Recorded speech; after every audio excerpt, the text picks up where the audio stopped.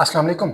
मेरा नाम लुकमान खान एडवोकेट है और आज की वीडियो में बहुत ही अहम टॉपिक जो हालिया दिनों में स्टाम्प पेपर के हवाले से हुकूमत पंजाब ने एक बहुत ही अहम तब्दीली की है कि अब कि स्टाम्प खरीदने का तरीका जो है उसके हवाले से हुकूमत पंजाब ने रूल्स के अंदर कुछ तब्दीली की है। तो इस वीडियो के अंदर हम स्टाम्प के हवाले से आज बात करेंगे कि स्टाम्प पेपर होता क्या है और स्टाम्प पेपर जारी करने का जो नया तरीका हुकूमत पंजाब ने जारी किया है वो क्या है और स्टाम्प की कानूनी अहमियत क्या है। ये सब कुछ होगा इस वीडियो के अंदर। तो वीडियो को लाइक करें और चैनल को सब्सक्राइब करें ताकि मजीद इसी तरह ला रिलेटेड वीडियोस जो आएंगी वो आपको मिलती रहें। तो चलते हैं सबसे पहले टॉपिक की तरफ और आपको मैं बताता चलूं कि स्टाम्प असल में होता क्या है। स्टाम्प पेपर असल में हुकूमत की तरफ से जारी करदा एक खास किस्म का दस्तावेजी कागज है जो कानूनी मुआहदात को बाज़ाब्ता काबिल कबूल बनाने के लिए इस्तेमाल होता है। और साथ में आपको ये भी बताता चलूं कि आपने इसके ऊपर देखा होगा कि एक खास किस्म की मालियत भी दर्ज होती है। ये मालियत असल में स्टैम्प ड्यूटी होती है।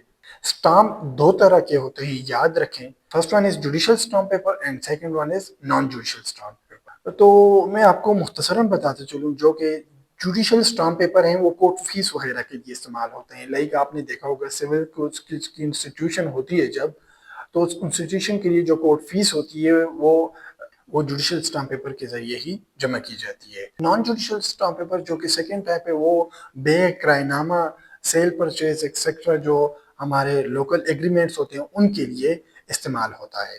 अब बात करते हैं इस हवाले से कि purpose of this stamp paper क्या है, यानी इसका मकसद और इसकी अहमियत क्या है। तो इसकी मैं सिंपल अल्फाज में आपको बताते चलूँ, जो स्टाम्प पेपर होता है इसका मकसद ये है कि मुआहदा, हल्फ, बे करारनामा, एग्रीमेंट वगैरह या दीगर कानूनी लेन देन को बाकायदा कानूनी शक्ल देता है। और इनका मकसद साथ में ये भी होता है कि हुकूमत इससे टैक्स वसूल करती है।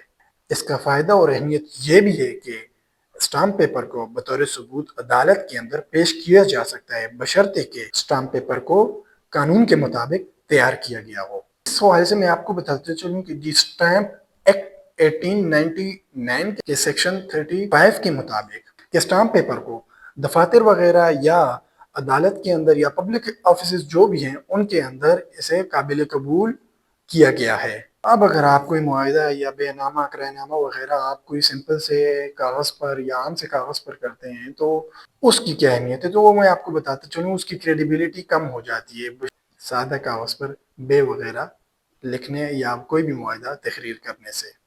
स्टैम्प पेपर की जो वैल्यू होती है, याद रखें, वो स्टैम्प एक्ट के मुताबिक या सूबाई कवानीन जो होते हैं उनके मुताबिक तय की जाती है वक्तन फवक्तन। अब मैं आपको बताता चलूँ कि स्टाम्प पेपर किससे खरीदा जाता है। याद रखें, स्टाम्प पेपर आपको स्टाम्प वेंडर जो कि बाज़ाब्ता लाइसेंस याफ्ता हो उससे खरीदा जाता है या महकमे खजाना से खरीदा जाता है। याद रखें, स्टाम्प के ऊपर फरीकैन और गवाहान के दस्तखत और अंगुश्त लाजमी क्या करें, ये लाजमी है। और कभी कभी स्टाम्प को नोटरी पब्लिक या रजिस्ट्रार से भी अटेस्ट करवाया जाता है। अब मैं आपको बताते चलूँ कि आजकल जो ई स्टाम्प के हवाले से हुकूमत पंजाब ने जो रूल्स में तब्दीली की है वो उसको बताते चलूँ कि अब स्टाम्प आपको जारी किस तरीके से होगा। तो इसके लिए मैं आपको बताते चलूँ, सबसे पहले तो आपके नाम पर रजिस्टर्ड मोबाइल सिम होनी चाहिए। अगर आपके नाम पर कोई रजिस्टर्ड मोबाइल सिम नहीं है तो आपके नाम पर स्टाम्प जारी नहीं हो सकता, क्योंकि ऐसा करने से इससे पहले इस तरीके से हो जाता था, कोई भी शनाख्ती कार्ड ले आता तो उसके ऊपर वो स्टाम्प जारी करवा देता था, तो इससे काफ़ी सारी चीज़ें इधर उधर हो जाती थी। सो हुकूमत पंजाब को ये मुनासिब लगा और इस वजह से उन्होंने तब्दीली करके कि जिसके नाम पर मोबाइल सिम रजिस्टर्ड हो वही स्टाम्प अपना निकलवा सकता है। तो मोबाइल सिम की ज़रूरत यहाँ पेश आती है कि जब आप स्टाम्प खरीदने के लिए दरख्वास्त देंगे तो आपके जो नंबर होता है उसके ऊपर वन टाइम पासवर्ड यानी ओटीपी सेंड किया जाता है और वो कोड जो आपके मोबाइल सिम पर आता है वो आपने स्टाम्प वेंडर को देना होता है। जब आप वो ओटीपी स्टाम्प वेंडर को देंगे तो वो स्टाम्प फरोश आपकी शनाख्त को वेरीफाई करने के बाद ही आपके स्टाम्प को प्रिंट कर सकेगा। तो इस तरह कोई दूसरा शख्स आपके नाम पर कोई जाली, फर्जी या खुदसाख्ता स्टाम्प जारी नहीं करवा सकेगा। تو اس کے بہت سے فوائد بھی ہیں کہ جعل سازی اور فراڈ وغیرہ اس سے ختم ہو جائے گا اور اصل مالک ہی اپنے نام پر اسٹامپ نکلوا سکے گا۔ جو یہ بھی بتاتے چلوں کہ خریدار کی شناخت محفوظ ہوگی۔